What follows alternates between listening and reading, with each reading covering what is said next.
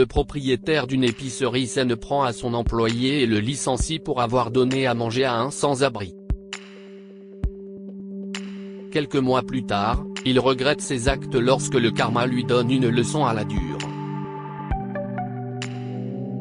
Qu'est-ce ce qui ne va pas chez toi? Si est-il pour ça que je t'aille embauché? Pour nourrir un sans-abri ici même? A hurlé M. Yang à Ronald lorsqu'il l'a aperçu en train de nourrir un sans-abri. Je suis désolé, monsieur Yang, j'étais seulement. Ronald se mit à trembler face à son patron furieux. Il travaillait comme commis dans l'épicerie de monsieur Philippe Yang, et n'avait été embauché que quelques mois plus tôt. J'ai vu qu'il avait faim, monsieur Yang, et point non, ce n'est pas comme ça ici. Tu es mon employé, et je te paie très bien pour que tu fasses ton travail correctement. Si tu dois faire la charité, fais-la à la maison. Je ne veux pas faire fuir mes clients, hurla-t-il à plein poumon. Soudain, tous les clients se retournèrent, le regard fixé sur M. Yang sur la façon dont il s'est emporté contre Ronald. Madame Anderson, qui connaissait bien Ronald et était une cliente régulière du magasin. Elle ne pouvait s'empêcher d'avoir de la peine pour lui.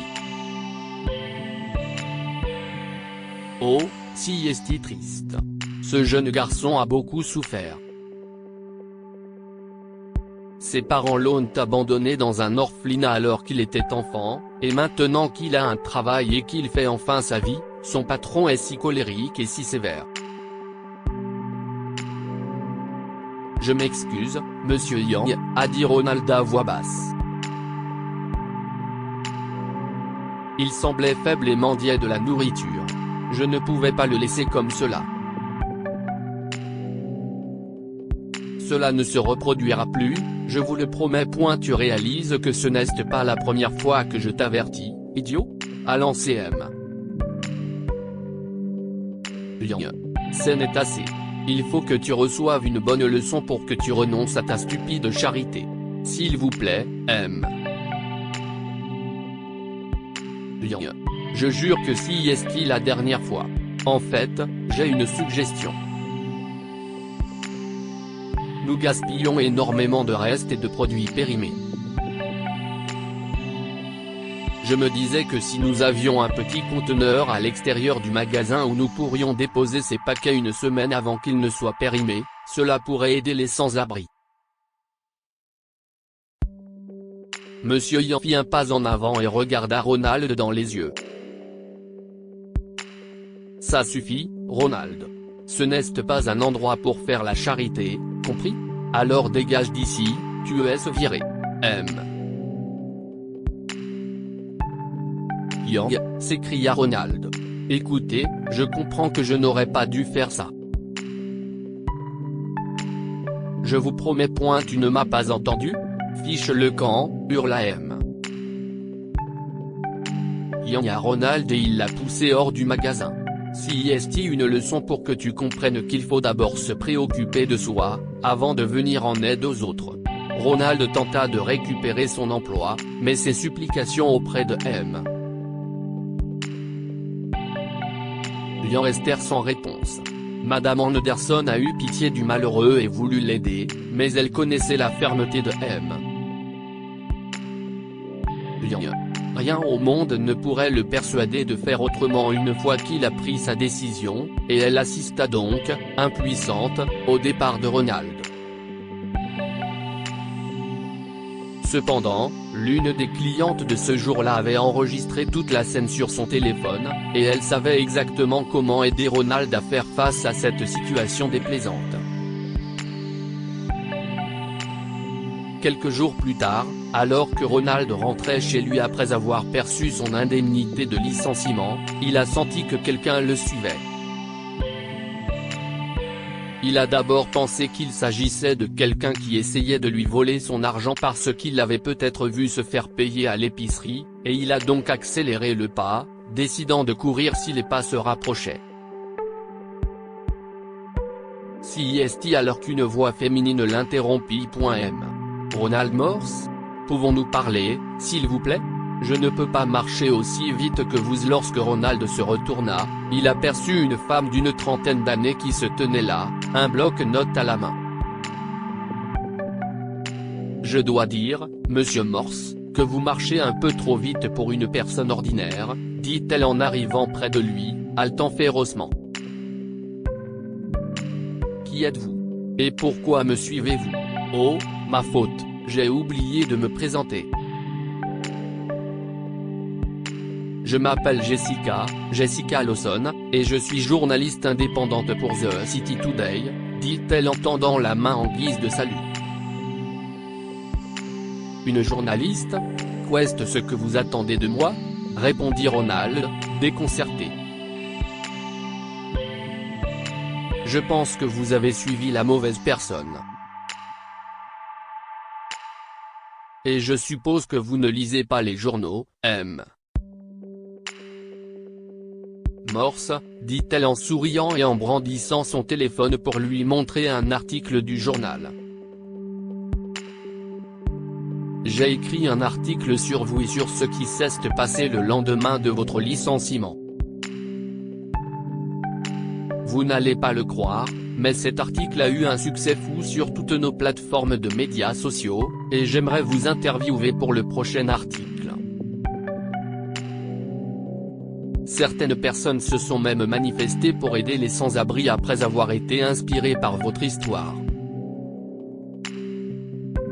Malheureusement, je n'ai pas réussi à convaincre votre ex-patron d'accorder une interview. Pourriez-vous s'il vous plaît ? Mademoiselle, je suis désolé, mais je ne suis pas intéressé. Si vous voulez vraiment aider les sans-abri, encouragez simplement les gens à ne pas gaspiller la nourriture et à la donner à ceux qui en ont besoin, a-t-il lancé en se tournant vers la sortie. Et, s'il vous plaît, ne courez pas avec ces talons la prochaine fois, dit-il en parlant de ses chaussures. Vous pourriez vous blesser, a-t-il ajouté avant de s'éloigner. 4 mois plus tard. M. Morse, comment vous sentez-vous après avoir aidé des milliers de sans-abri dans la ville en seulement 4 mois? A demandé un intervieweur à Ronald. L'interview se déroulait au siège de The City Today, et un écran affichait son parcours au cours de ces 4 mois qu'il a passé à aider les sans-abri. Aide aux sans-abri et Ronald Morse, peut-on lire sur la première diapositive. C'était le titre de la page GoFundMe de Jessica, qu'elle avait créée il y a 3 mois après avoir été émue par la générosité et le dévouement de Ronald à l'égard des personnes dans le besoin. Heureusement, de nombreuses personnes se sont manifestées pour aider Ronald, et une somme importante a été réunie, lui permettant de créer sa propre épicerie. Tout le mérite revient à Jessica, qui n'est pas seulement devenue un collègue de Ronald, mais aussi sa compagne dans la vie. Ronald a souri chaleureusement à l'intervieweur pendant qu'il donnait sa réponse. C'est incroyable d'avoir aidé tant de gens. Pour être honnête, le succès n'aurait pas été total sans le soutien de ma femme. J'aimerais donc la remercier pour cela. Merci beaucoup, chérie. Alors, M. Morse, voulez-vous nous expliquer comment vous avez mis en œuvre cette idée? Demanda l'intervieweur en pointant l'écran, qui affichait une grande image de la boutique de Ronald. C'est très simple, expliqua Ronald. Tout ce que j'ai fait, c'est installer 2 conteneurs devant mon épicerie. L'un d'eux est destiné à recueillir tous les articles que les clients souhaitent donner aux pauvres et aux sans-abri. J'ai même vu des écoliers donner des chocolats et des petits paquets de nourriture, ce qui montre à quel point la gentillesse est inculquée à nos enfants. Quant à l'autre conteneur, c'est principalement là que le personnel laisse les restes pour les sans-abri. Nous avons également l'intention de collaborer avec d'autres magasins pour rendre ce concept plus efficace et aider davantage de personnes. Si est une idée brillante, Monsieur Morse. Passons donc à la question suivante. L'entretien a duré près de 2 heures. Lorsque Ronald et Jessica ont quitté le studio, ils ont décidé de faire un saut dans un café pour célébrer ce jour spécial. Mais alors qu'ils se dirigeaient vers l'entrée, leur regard fut soudain attiré par un vieil homme assis, recroquevillé dans un coin. Sans abri et affamé, pouvait-on lire sur l'affiche à côté de lui. Ronald se rendit rapidement au café, prit un paquet de croissants et une tasse de café pour l'homme et les lui offrit.